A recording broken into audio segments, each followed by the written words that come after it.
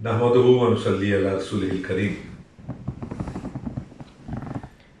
اللہم صلی وسلم علی سید البشر والشفیع والمشفع فی المحشر الذی ختمت بہ النبیین وعلیت درجتہ فی علیین ووصفتہ فی کتابک المبین فقلت وانت اصدق الصادقین واحسن القائلین وما ارسلناک الا رحمتا للعالمین اما بعد۔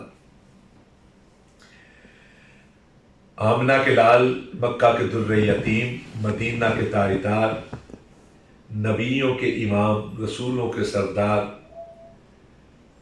حضرت محمد مصطفیٰ صلی اللہ علیہ وسلم،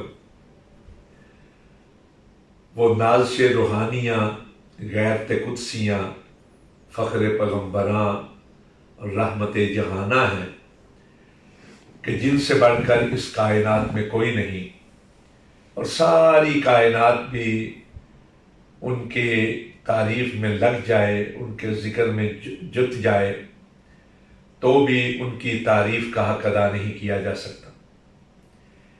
حضرت علی رضی اللہ تعالیٰ عنہ کے حوالے سے ایک واقعہ امام عبد الرحمن صفوری شافعی نے اپنی کتاب نزہۃ المجالس میں نقل کیا ہے، اور یہی واقعہ نیشاپوری نے اپنی تفسیر کبیر میں بھی ذکر کیا ہے۔ کہتے ہیں کہ ایک شخص آیا حضرت علی رضی اللہ تعالیٰ عنہ کے پاس اور آ کر کہنے لگا، اے امیر المومنین، اللہ رب العزت نے جو قرآن پاک میں ارشاد فرمایا ہے اِنَّكَ لَعَلَىٰ خُلُقٍ عَظِيمٍ، سونے نبی صلی اللہ علیہ وسلم کو مخاطب کر کے کہ بے شک ہم نے آپ کو عظیم اخلاق کا صاحب بنا کر بھیجا ہے۔ تو یہ جو لفظ عظیم ہے، اس کا معنی کیا ہے؟ عظیم کا مفہوم کیا ہے؟ اس سے مراد کیا ہے؟ اس کا یہ سوال سن کر حضرت علی رضی اللہ تعالیٰ عنہ مسکرا دیے۔ اب ذرا غور کیجئے گا کہ عظیم کا لفظ ایک عام لفظ ہے۔ ہمارے ہاں اگر کسی سے کوئی پوچھتا ہے کہ عظیم کا کیا معنی ہے تو کہتا ہے تجھے معلوم نہیں؟ عظیم کہا جاتا ہے عظمت والے کو، شان والے کو، بڑے کو، یہ تو بڑا عام ہے۔ لیکن ایک عربی نے دوسرے عربی سے، اور اس عربی سے جس پر اللہ رب العزت نے علوم کے دروازے کھولے ہوئے تھے، حضرت علی رضی اللہ تعالیٰ عنہ جیسی عظیم ترین ہستی، جن کے علم اور جن کے فصاحت و بلاغت مثالی ہے، ان سے پوچھ رہا ہے۔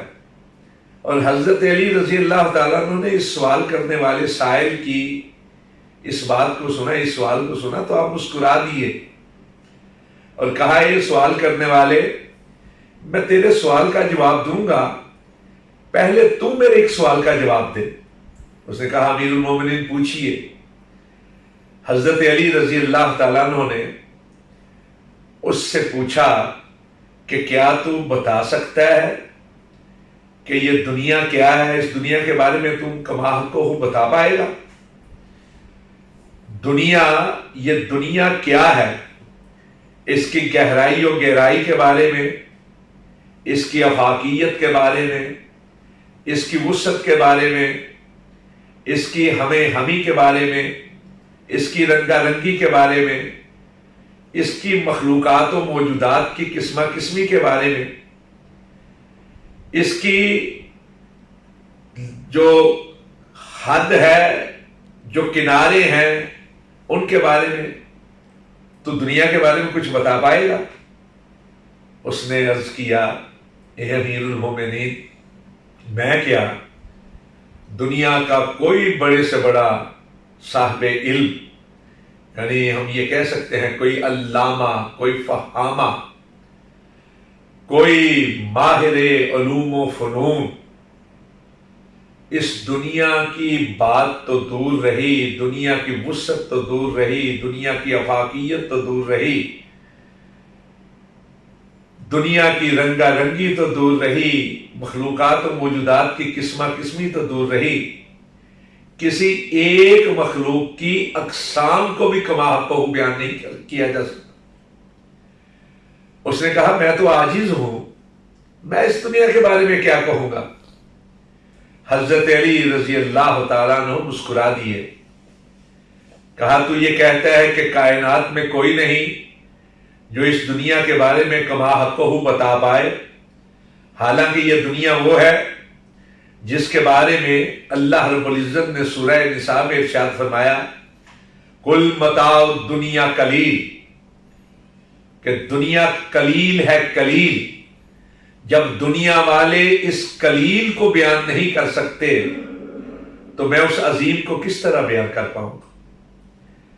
سونا مدینے والا عظمتوں کی انتہاؤں کو پہنچا ہوا، رفتوں کی انتہاؤں کو پہنچا ہوا، شوقتوں کی انتہاؤں کو پہنچا ہوا، عرفائیت و اشرفیت کی انتہاؤں کو پہنچا ہوا، اللہ رب العزت نے اسے اس کائنات میں سب سے بڑھ کر اشرف، افضل، اعلیٰ اور اولا حیثیت میں پیدا کیا ہے۔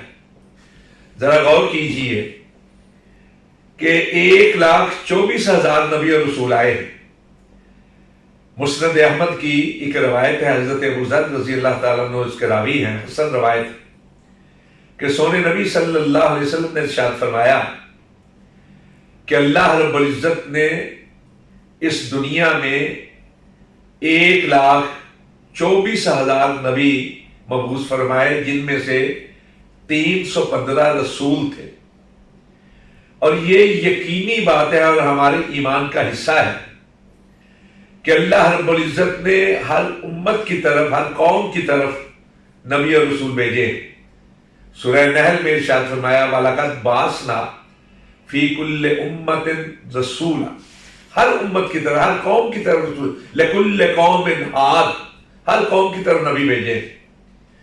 اور جو نبی جس دور میں، جس علاقے میں، جس قوم میں مبعوث ہوئے، وہ اپنی صفات کی وجہ سے، صفات حسنہ کی بنا پر اپنی قوم میں سب سے بہترین ہوئے، حسن صورت کے لحاظ سے بھی، حسن سیرت کے لحاظ سے بھی۔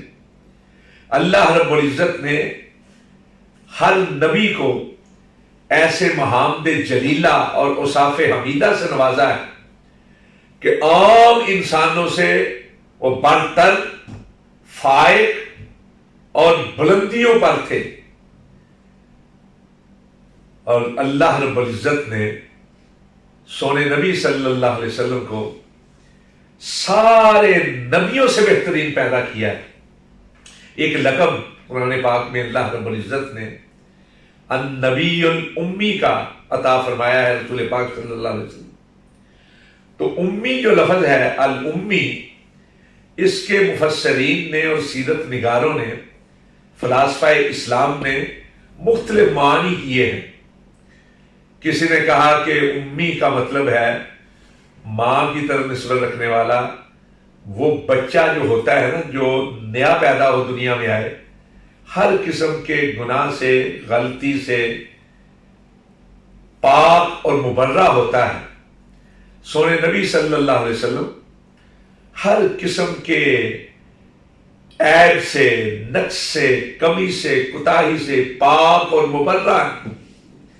بلکہ میں تو یہ کہتا ہوں کہ ایسا سوچنا، ایسے تصور کے تصور کا تصور بھی ہمارے نزدیک باعث گناہ ہے۔ ایک تو یہ معنی کیا ہے، لیکن میں کچھ اور عرض کرنا چاہتا ہوں کہ الف، میم اور یا کو یا نسبت بنا لیا جائے تو الف سے مراد ہے حضرت آدم اور میم سے مراد ہے حضرت مسیح علیہ السلام۔